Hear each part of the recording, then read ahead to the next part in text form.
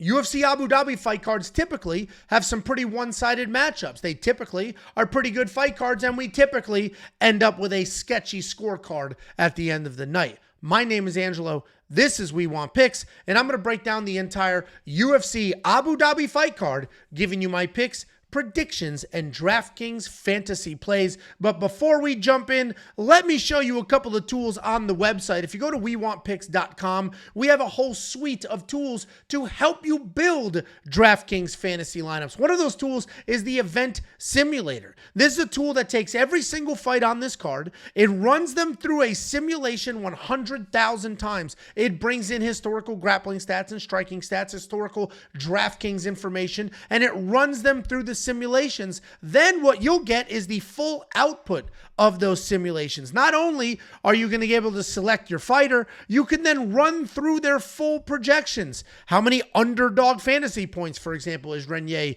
expected to score? How many strikes is he going to land? What will his DraftKings fantasy points be? And you can run through every fighter on this slate. You can drag this average line to see what the projection is for over versus under. And then at the end of the day, you can click one button and build the actual DraftKings lineups for you. We didn't invent the concept of an event simulator for DraftKings purposes, but we perfected it, and we're doing it at an unbelievable price point. The other simulator in this space is SaberSim, and I encourage you to Google it and look up their pricing model and let me know how that works out for you. Spoiler alert, it is $300 a month. Our entire suite, our whole offering, which includes the event simulator, is $10 a month. And that's because we are in the volume business. It is the exact same thing that does all of the same calculations, except our simulator will give you even more data, like strikes expected to land, like takedowns, like prize picks lines, underdog lines. And then you get the average line, and you can drag that left or right to see what the over-under calculation is. The event simulator is one of many tools on the website. Check it out now. WeWantPicks.com. Click Become a Member to the top. It is quite literally the greatest offering this space has ever seen. That is without exaggeration and without embellishment. $10 for an entire month. Picks, bets, tools. WeWantPicks.com. Click Become a Member at the top. Let's go ahead and dive into this card. We've got 12 fights, and 2 of them are brand spanking new. We've got a whole bunch of mismatches. This is going to be a tricky fight card overall. We're going to open up this fight card with a brand new UFC debut. We got Marcus Buchecha, and he is taking on Martin Buday. Buchecha's brand new to the UFC. He's 4-1 in his last 5. So he's not a guy that is this wild, unbeaten prospect, but he is still a tremendous favorite, and that's because he is a BJJ killer. This guy's got phenomenal jiu-jitsu. He's a big dude. He will launch strikes with some power. He'll just dive at legs, dive at your chest. He will shoot takedowns recklessly. He'll march forward, and if he gets it to the ground, you will be in a lot of trouble. Problem is, he's not a full-blown, well-rounded, complete mixed martial artist just yet. He's just a big dude that will take some risks to get fights to the ground, and then on the ground, he's spectacular both top and bottom. He's taking on Martin Buday, and while Martin Buday isn't exactly a world beater, and he just looks like every chubby dad on the block, Martin Buday is actually a pretty well-rounded fighter. He's got good takedown defense, good takedown offense. He's got good powerful strikes. He's got good technique. Is he knocking your dick off with excitement? No, he is not doing that. But what he is doing is winning fights. He's winning fights. He's got one loss against that goblin Shamil Gaziev. Outside of that, he's doing well. Beats Andrei Arlovsky, not very exciting. Beats the short notice Uran Satilabayev. Nothing exciting, but got it done. Beat Parisian, not exciting. Beat Collier, not exciting. Lucas Bresky, Chris Barnett. None of these are exciting, but he's getting it done. He's doing it with just meat and potatoes, well-rounded MMA, and I think he could potentially win this fight. We're in a tricky predicament here, because if he wins, he's not going to score dick. This guy does not score a lot of points. These are wins. 79 points. And yeah, if I put him in here at 7,100 salary and then I score 79 points in a win, that's nice, right? We earned back our salary, but the reality is Martin Buday is not exactly flashy. I do think he can sneak out the win here. I'm probably going to avoid him, though, because if Marcus gets this to the ground, it should be lights out. It should be. Nothing's a guarantee in this sport, but it should be. The problem with playing Marcus at his price point is he's a brand new UFC debut. We just don't quite know what the hell he's going to look like at this level. He's not an undefeated guy. We've seen him lose, and the dude he lost to isn't great either. Kind of a sloppy fight to go ahead and open up this card. Then we have Stephen Nguyen taking on Muhammad Yahya. We're in another similar situation where Stephen Nguyen is not spectacular, but he is a good fighter. He is tough, and he will get after it. A patient striker. Well-rounded overall. He's got heavy hands, slick submissions. He's composed. He's light on his feet. He moves really well. He will just send a right hand down the pipe. Not just a striker, though. He will work in some clinch takedowns and some things of that nature. He is coming off that loss to Jarno Aarons in his UFC debut. But the reality is, it was a good, fun, scrappy, back-and-forth fight. And Jarno, while not incredible, is certainly better than Muhammad Yahya is. Muhammad Yahya is a local guy. He's on this fight card because he happens to live a couple blocks away from the arena. He's not a world beater. He probably isn't UFC caliber, but what he is tough. He's a tough dude. He stands nice and tall. He keeps his hands low. He's got that traditional martial arts kind of stance and range. His chin is pretty good. It's not amazing. You're going to see he was finished by Caio Fernandez, but Caio is a beast. He's a durable dude. I expect Yahya to not be nearly as good as Steven. I expect Steven to get after it, land a bunch of strikes, do pretty well. I don't know if Steven's going to finish him. That's the question. If we're just looking for solid, straightforward wins, I think Steven Nguyen, all the puns are intended, can get it done. But if we're looking for big points, I don't know if Steven's going to get us there. I don't know if he's going to finish Muhammad Yahya, but he certainly beats him. So your entry will depend on what kind of tournament you're playing. If it's just a cash game, 50-50, double up, let's just try to get 6 winners and squeeze them into our lineups. If you're trying to get that $100,000 payout or a $25,000 ticket like we just shared last week, then yeah, you're going to have to take some chances, and I don't know if Stephen Nguyen's going to be one of those guys. Then we have Ibo Aslan taking on Billy Elekana. This is another fight with some tricky back and forth dynamic. Ibo Aslan is a beast for a couple of minutes, a savage for a few minutes. He's got incredible power. He's incredibly fast. He's big. He's strong, heavy-handed. He can knock you out with half power, short hooks, big, wide stance. He is sloppy, though. He's just sort of head down, winging punches. He's not clean. He's not put together, but he is sneaky wrestling and very, very powerful. He's taking on Billy Elekana. Billy Elekana is not great. He's not great. He is a very big dude. At middleweight, he moved up to light heavyweight for a short notice UFC debut against Bogdan Guskov. You'll see he was submitted. I mean, he was held against the cage, getting uppercut, getting cracked in the head, and then Bogdan basically showed mercy by grabbing his neck and squeezing it. The reality is, Billy is actually a decent fighter. His UFC debut didn't go that well. He had very successful first round and then kind of gassed, got tired, got the shit kicked out of him. It was a short notice UFC debut. He's a patient but heavy-handed striker. He is very long. He uses that length really well to keep range. He mostly backs up and then looks to counter. And I think that may work for him in this fight, where if Ibo's coming out guns blazing and Billy is used to already backing up and being a counter striker, I think he'll do that. Just keep that jab out there as Ibo's rushing in, swinging crazy. If he can weather an early storm and Billy can use the range and stay on the outside, then Ibo may gas himself out or certainly slow down, and Billy can have some success here. I don't quite love Billy at $7,300 because the other side of it is just too much. Ibo is a very, very dangerous guy. He did just get finished by Jan Kutalaba. Not great. His cardio is a problem. Billy is a sneaky guy that you're going to want some exposure to in your large tournament entries. But cash game, I think we've got some better dogs than Billy. But he did score 21 points in a fight that he only had success in the first 5 minutes. I think people are underestimating Billy, but I'm a bit concerned about just the sheer animalistic pressure and power coming from Ibo Aslan. Then we got the ladies. The lady fight's going to go to a decision. I know Jacob painted this picture that crazy forward pressure meets crazy forward. Nah, fuck. Neither one of these bitches are dangerous. Look at this. Neither one of them. Oh, you knocked out Luana Pinheiro? How'd the rest of these fights go? These are not dangerous women. They're not dangerous. Now, Amanda Ribas is the better fighter of the two, and you're kind of getting a discount on her at $8,600 because betting-wise, she is squarely more than a 2-to-1 favorite at this point. Talent-wise, she can fight well. She can fight well. She is aggressive. She's got good judo throws. She's got good jiu-jitsu. She's got decent striking. She's a well-rounded fighter who has some quality wins, and people want to dog her for some of her losses. People are dogging Amanda for her losses because Jacob picked her in those fights. The dogging of Amanda is more about people trying to shit on Jacob than it is actually objectively looking at Amanda's skills. Oh, she lost to Mackenzie Dern on the ground? Okay. Oops. One of the best grapplers, the best female grappler in the UFC. Oh, she lost a very, very close fight to former world champion Rose Namajunas. Oh, yeah, no, she sucks. The Macy Barber fight, she did eat a nasty head kick in that fight, but she's beating all the women she's supposed to beat. She beat Ceramina. She beat that giant woman. That was just a bad decision.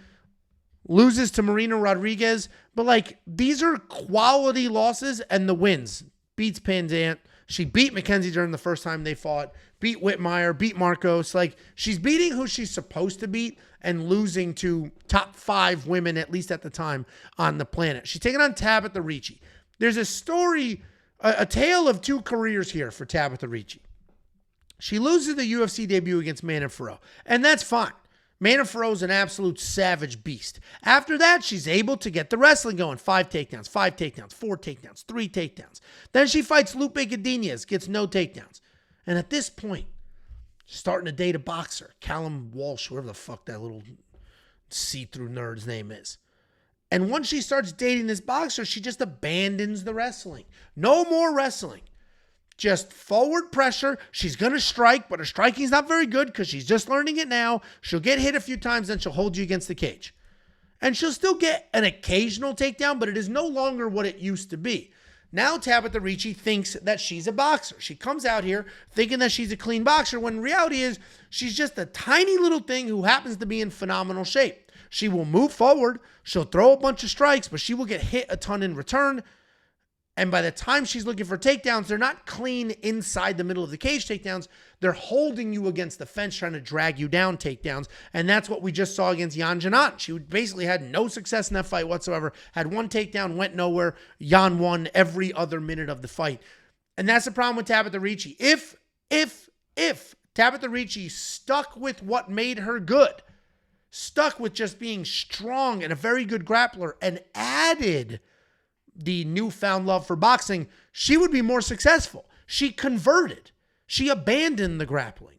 The only time you're seeing her grappling in fights now is as the fights go on, because she's getting dotted up in the face because her boxing sucks.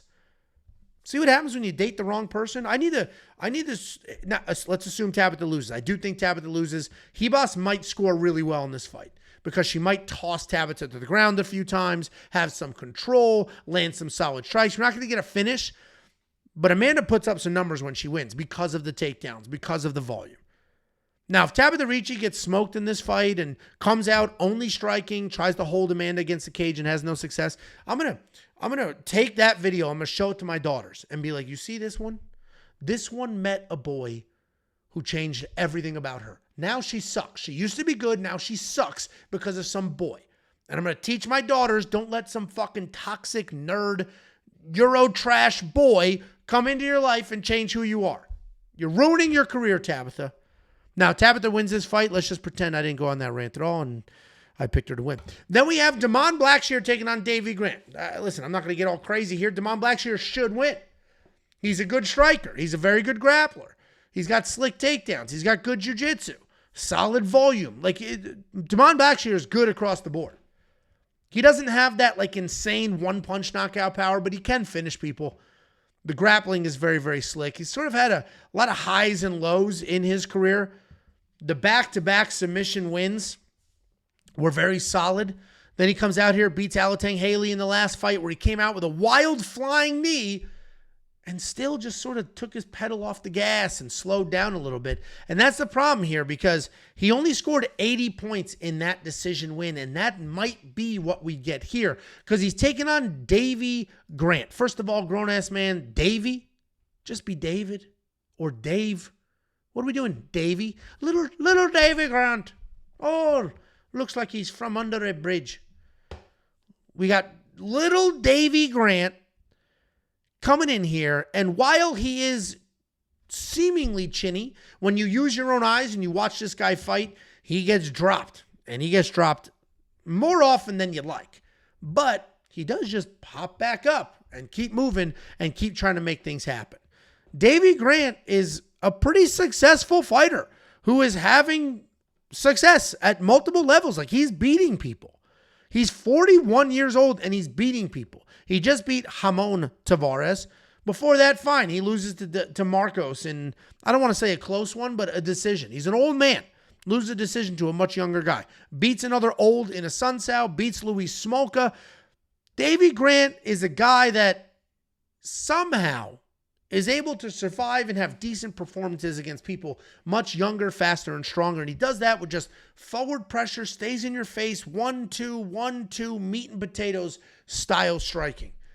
So I'm going to pick DaMon Blackshear. I'm very confident he's going to win this fight. But if he can't put Davey Grant away, we're going to get a $9,000 salary fighter who only puts up 80 points. And that's just not something I want for my lineups. I'm very confident in DaMon. Don't know how well he's going to score. Now, if we're hanging around those price points in the nines, we get Carlos Leal taking on Muslim Salikhov. Carlos Leal is a guy that could be worth his price point. This guy scored 56 points in a loss to Rinat Fakhretdinov when he showed up on short notice, was a $7,300 underdog. If you give him the 30 points that he deserved because he should have won that fight, this guy put up 86 points as a short notice dog against an undefeated. Is he undefeated, Rinat? If he's not undefeated, he's damn close to it. Rinat Fakhretdinov in enemy territory. He didn't give a shit. He came out there, was defending takedowns, was bombing away. He's a powerful Muay Thai striker who can wrestle if he needs to, and we've seen the takedown defense. We just saw him absolutely light up Morono. And that was a shame because I thought that fight was going to go a little longer. But nope, he got in Alex's face, lit him up, finished him. $9,400. He might get this done. He's taking on another old Muslim Salikhov. Salikhov is 42, I believe. He's not a young guy. The king of Kung Fu. Not a young guy. But he is flashy. He can be exciting to watch. He just knocked out Song Kanan with a spinning wheel kick. And he gets after it. He beats Ponzinibbio in that decision. He does have some takedowns in his back pocket. They are pretty inconsistent. He's a guy that is losing his durability, but he's so long and rangy and like awkward in his striking style that some people are having a hard time getting to his chin. I think Carlos will not have that hard time. I do think Carlos gets to the chin. Carlos is going to be the pick, and if we're throwing expensive fighters in our lineups, he will be one of them. Then we have Bryce Mitchell taking on Said Nurmagomedov in the main card opener. Bryce Mitchell is making his bantamweight debut, 135 pounds. This will be his first fight at that weight class. He was a 45-pounder, and now he's coming down. I don't quite love the move. I guess we'll have our final decision after the fight, but he is losing to some of the best people on the planet. He lost to Jean Silva. All right, that dude might be fighting for a title in a couple of months, maybe 6 months by the end of the year. He loses to Josh Emmett. Did fight for a title. Did he? Did he earn a title shot? If not, he got damn near close. Loses to Ilia Topuria, the current world champion at a weight class above, after being the world champion at his weight class. So we're in a situation here where Bryce Mitchell has only lost to the best fighters on the planet, but he got a couple of losses and said, I'm out of here, I'm going down in weight. So, if Bryce Mitchell is in perfect shape, and he physically actually looks excellent, if he's in perfect shape and he has his cardio and his chin is everything that it should be, then Bryce Mitchell should win this fight. But if he's sucked out and his chin isn't where it's supposed to be and he doesn't have the cardio to push a wrestling pace, then yeah, he's going to lose because he's fighting a very good Said Nurmagomedov. You're going to see this last name and you're going to make some assumptions. He's not a wrestler. He's a striker. He is a very good striker who uses his length really well. He can head kick you from a foot away. He's a very good, dangerous striker who uses his length. And then, if you initiate the grappling exchanges, he uses his length to snatch up chokes. He's got ninja chokes. He's got guillotines. He quite literally might have the best guillotine in the history of the UFC. That's not an exaggeration. He's a very, very slick guy on the ground because of that length. And he lost to Vinicius Oliveira in his last fight in an absolute dogfight. And Vinicius is far more careful than Bryce Mitchell. I would pick Vinicius to beat Bryce Mitchell if they were matched up, frankly, because Vinicius is an absolute dog. I do think Bryce Mitchell can win here. I think he'll get the takedowns. Hopefully he's smart enough, and I know he doesn't portray smart. Hopefully he's smart enough to realize I better keep my fucking chin down on every one of these goddamn shots. Because Saeed's only real chance in this fight, in my opinion, is catching Bryce leaving his neck hanging out. So I got to go with the guy who can win full 15 minutes versus the guy that needs a Hail Mary submission to get it done. Then we have Nikita Krylov taking on Bogdan Guskov. This is another interesting matchup where we have the better, more well-rounded, experienced fighter versus the far more dangerous fighter. Nikita is the better, more well-rounded, experienced fighter. He's very well-rounded. He's good everywhere. If we went through his fighters, he fought everybody. Oven St. Preux, I believe Glover Teixeira is in the mix, and he was doing well in that fight up until the last round or two. I think he had a couple of takedowns, had some success against Glover. He loses to Jan Blachowicz. He fights Ankalaev. He fights Johnny Walker. He fights Paul Craig, Gustafsson, Ryan Spann. He has fought quite literally two different generations of accomplished light heavyweights. Nikita Krylov is good. Nikita Krylov has fought everybody. Nikita Krylov is also younger than you think. He's only 33 years old. He's not aging well. Those Eastern Europeans do not age well. He's not aging well. He looks like shit. But he's only 33 years old. So assuming he still has a chin after Dominic Reyes knocked his ass out in his last fight, he could potentially have success here because he's definitely the better fighter than Bogdan Guskov. Bogdan Guskov will come in here, will bomb away. He's got heavy, heavy power in his hands. He might work in a takedown or two randomly if he's not knocking you out early, but he's more one-dimensional than he is full-blown well-rounded. He obviously can do all the things, but the reality is Bogdan Guskov is not going to come out here, get touched up a little bit, then full-blown grapple. He's not going to work a triangle off of his back. He's going to come out, he's going to swing heavy, he's going to swing hard, and if he doesn't have the success there, he might initiate some grappling, but Nikita's the better grappler. Nikita's the better wrestler. I think Nikita can win this fight if he sticks to a wrestle-heavy game plan, but Bogdan has showed us time and time again how powerful his hands are. Now, he beats Zach Pauga. That guy's not in the UFC anymore. He knocks out Ryan Spann. Ryan Spann is kill or be killed in the first 5 minutes. He beats Billy Elekana, short notice middleweight, who went up to light heavyweight. So while Bogdan is very dangerous, and he's established that, the one good fighter he fought was Volkan Ozdemir, and he got submitted. I got to go with Nikita Krylov here. You're probably going to want some exposure to Bogdan. I would put Bogdan in 30 to 40% of my lineups because of the potential upside by finish, and he's only $7,500 in DraftKings Fantasy. Then we have the newest fight on the card, Asu Almabayev taking on Jose Ochoa. Asu Almabayev was on this card. He was already booked, full training camp, ready to go. He lost his opponent, so then Jose Ochoa stepped up on short notice. Asu Almabayev is squarely the underdog. He opened as a tremendous favorite on the betting odds. And then the money all came in and whoop, drove him down to a dog. And I am surprised because Asu Almabayev is a good fighter. He's a flashy striker. He can be a dominant grappler. He's got good wrestling, good cage control. He's got great takedowns. He's looking for submissions. His cardio is there. He's coming off the loss to Manel Kape. So I think a lot of people are just like, oh, he got knocked out by Manel. It wasn't quite that clean. It was a weird exchange. He got poked a couple of times. I believe he was kicked in the nuts as well. And Manel Kape is honestly fighting for a title right now if he didn't get hurt. So Asu Almabayev is coming off a very, very credible loss after beating a lot of good people. He beats Nicolau. He beats Charles Johnson. He beats CJ Vergara. He beats O'Day Osborne. Like, are these top 5 guys? No, but these are credible people who are good at fighting. He's taking on short notice step-up Jose Ochoa. Jose Ochoa made his UFC debut against Loner Kavanaugh. He loses that fight. What was surprising is he ended up getting out-grappled against what was supposed to be a very good striker. Then he knocks out Cody Durden. People were like, oh, shit, Jose Ochoa. Dude, Cody Durden is chinny. Cody Durden has no cardio anymore. That dude, he should be cut because he very clearly has either lost all of his skills or isn't interested enough anymore to put in the time. Cody Durden from 2 years ago was an absolute dog. This version of Cody Durden, he's gassing and he's getting knocked out. Jose Ochoa is a good fighter. Don't get me wrong. He's a very good fighter. He's happy to slug it out. He's happy to work in some grappling. Takedown defense is solid. Does a good job defending the actual takedown, right? Stuff in the head, working his hips back instead of just pitter-patter or jumping guillotine. But I don't think Jose Ochoa is the better fighter here. I think Asu is quite literally better than Jose everywhere except raw power. Jose's got incredible power.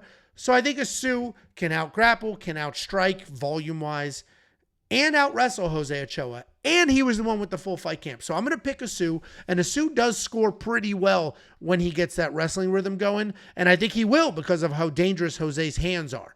So Asu Almabayev is going to be the pick, and I am going to throw him in a lineup. Then we have Shara Magomedov in the featured fight of the evening, taking on Marc-Andre Barriault. $9,600 is a shit ton of money.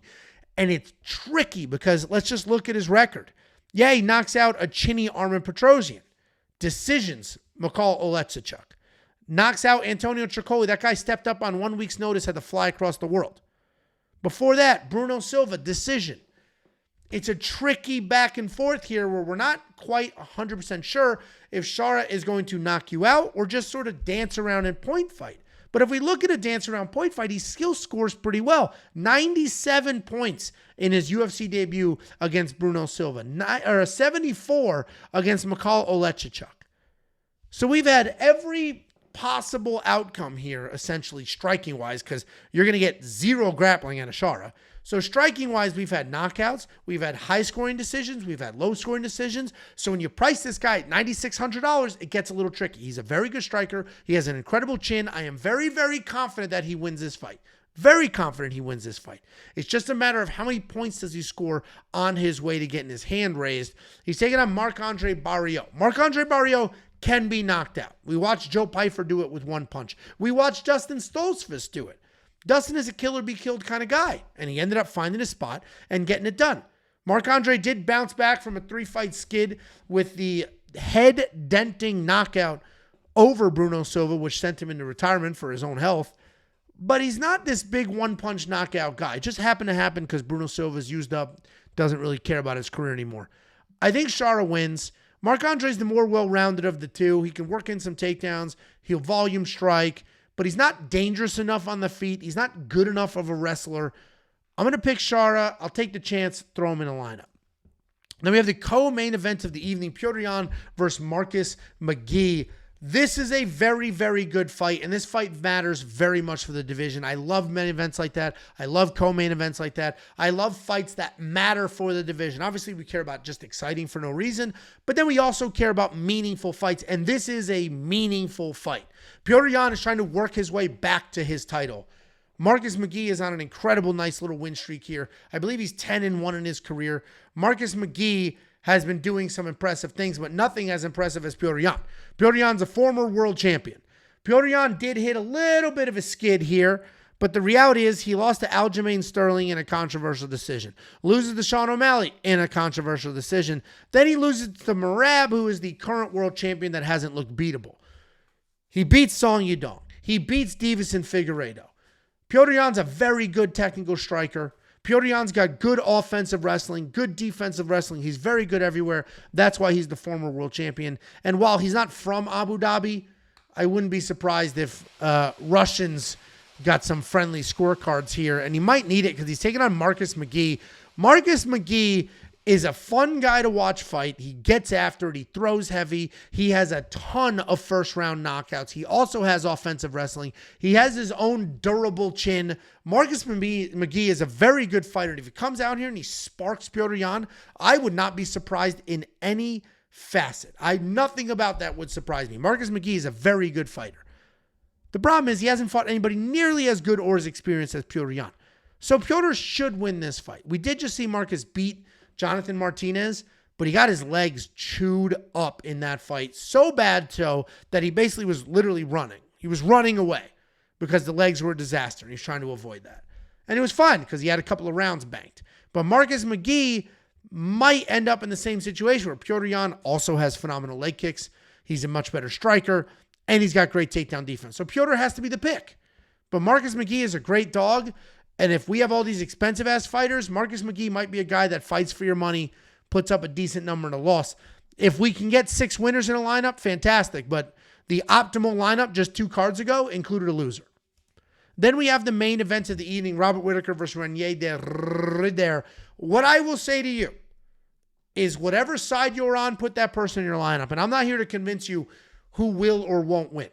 I'm not going to tell you, oh, you're stupid, I don't understand these odds, it should be Renier de Ridder. What I am going to say is Robert Whittaker is one of the best middleweights that's ever done it. First of all, I thought he beat Izzy in their rematch. I thought he won that fight. So he should be the world champion right here. But if we run through Robert's history, he shows up into the UFC, kind of have a mixed bag, a mixed career. Then he hits a nice little run. What is this? 6, 7, 8 wins. Finally gets a title shot against Yoel. He beats Yoel. He beats Yoel. He loses to Adesanya, but then he earns his way back. He beats Darren Till. He beats Jared Cannonier. He beats Kelvin Gastelum. He gets another shot at Adesanya. They screw him in that decision. I thought he won that fight. They screw him. Then he beats Marvin Vettori. Dricus dog walks him, just does weird Dricus shit. Then he beats Costa after almost getting knocked out. He does knock out Aliskirov, and then Chimaev took him down instantly and caved his teeth in. And the reason I ran through his full fight history there is to give you the breadth of experience that Robert Whittaker has. He has fought everybody. If you look at the top 10 of the division, he has fought almost everybody in that top 10. The only people he hasn't fought are sort of newer to the rankings. Robert Whittaker is a very, very good fighter. He's very well-rounded. He also, while he's not insanely old, I feel like he's also on the downswing, and Renier de Ridder is a type of guy that can beat Robert. He is tremendous. He is a very, very big middleweight that can come forward, use that size, lean on Robert, be heavy on Robert, slow Robert down, drag Robert to the ground, have success on the ground. He's 3-0 in the UFC with 3 finishes. He's the 2-division former 1 FC world champion. His striking is not spectacular, but it is awkward, which can create some problems. He's got decent takedowns. He's got phenomenal jiu-jitsu. Renier de Ridder does a really good job fighting within his skills, and Robert Whittaker's the same guy he's always been. He comes in, he does that mad rush to land some punches and then gets out. And if Renier could just grab a hold of him, slow him down, lean on him against the cage, take him down, Renier could have some success here. I personally think Renier wins, but the reality is Robert Whittaker is one of the best to do it. And if he absolutely dances around and beats the shit, then in my recap video, it's going to say there are levels to this in the caption. And Robert's going to remind us, hey guys, I get it, but I've been losing to the best on the planet. This guy just showed up. He hasn't even fought the best, let alone been challenged. So yeah, I beat the shit out of him. Renier de Ridder is either going to look spectacular or look miserable. There is no in between. So I am not going to convince you. If you are on the Robert Whittaker side, stay on that side. I'm on the other side, but I'm not confident enough to bet on it. $7,800 in DraftKings Fantasy, whatever side you're on, be on that side, throw them in your lineup. Guys, check out the damn website. The amount of time, effort, and money that we have put into this website to make sure that we have the greatest offering in this space is absolutely insane. We built an event simulator. We built a freaking fight simulator from scratch. We coded it. And that's not the only thing we built. We built the DraftKings Optimizer from scratch. And while optimizers are sort of a dime a dozen, the simulator isn't. There's only one other meaningful simulator in this space, and it's quite literally $300 a month. An optimizer, you can find those. Those exist on multiple sites. There's a guy out there that leases his, so there's a couple other people that just sort of pay him and then resell it to you. We left that model. We said we are building our own, and we did build our own, and we added a beginner mode because I fully understand that when we do 500,000 views a month, not all of you know what DraftKings Fantasy is. And then those of you who do don't know how to use an optimizer. And the ones that don't know how to use an optimizer, we want to. Because I showed a ticket last week, a $22,000 winning ticket, and it said, Angelo, I built this with your tools, thank you. And some people may say, what tools? I want to use the tools. All right, simulator is very self-explanatory. I click run simulator, done. But how do I do an optimizer? What are all these crazy numbers? You don't need to know. Just click the beginner mode button up top, and then it's going to ask you questions. Who are your confident favorites? Who are your confident dogs? Is there anybody you don't want in the lineup whatsoever? You answer those questions, it will build a lineup for you. We put a lot of insane thought, time, and effort into this product. Check it out. It is only $10 for an entire month. That month gives you everything. Every pick, every bet, every tool, everything. One package, $10. WeWantPick.com. Click Become a Member at the top.